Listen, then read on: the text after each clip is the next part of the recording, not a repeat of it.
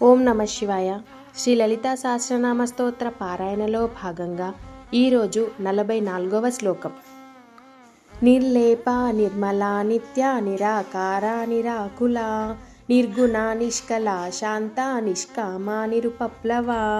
శ్లోకం యొక్క అర్థం: నిర్లేప అంటే ఏ దోషం, పాపం, సంసార మలినం ఏది ఆమెను తాకదు. ప్రపంచంలోని క్రియలు, కర్మలు ఆమెకు అంటవు. నిర్మల అంటే పూర్తిగా శుద్ధమైనది, మలినరహితమైనది. ఆమె జ్ఞానస్వరూపం, అపవిత్రత లేనిది. నిత్య అంటే శాశ్వతమైనది, ఎప్పటికీ మారని పరమసత్యం ఆమె. సృష్టి, స్థితి, లయ అన్నీ ఆమెలోనే జరుగుతాయి.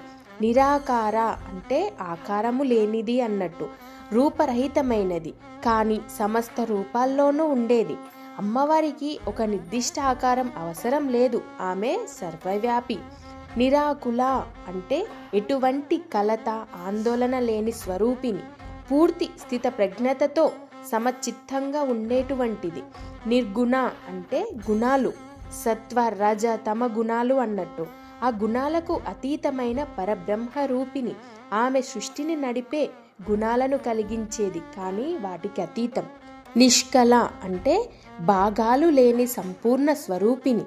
శాంత అంటే పరమశాంత స్వరూపిణి, సర్వకలహరహిత స్థితి. ఆమెను ధ్యానం చేసిన వారికి మనశ్శాంతి లభిస్తుంది. నిష్కామ అంటే ఏ ఆశ, స్వార్థం లేనటువంటి తల్లి. ఆమె సృష్టి, రక్షణ, లయ అన్నీ కర్తవ్యంగా, ఆశరహితంగా చేస్తుంది. నిరుపప్లవ అంటే ఎప్పుడూ నాశనం కాని శాశ్వతమైన స్వరూపిణి. అమ్మవారు నిర్మలమైన, మలినరహితమైన, శాశ్వతమైన, రూపరహితమైన, కలతలేని తల్లి.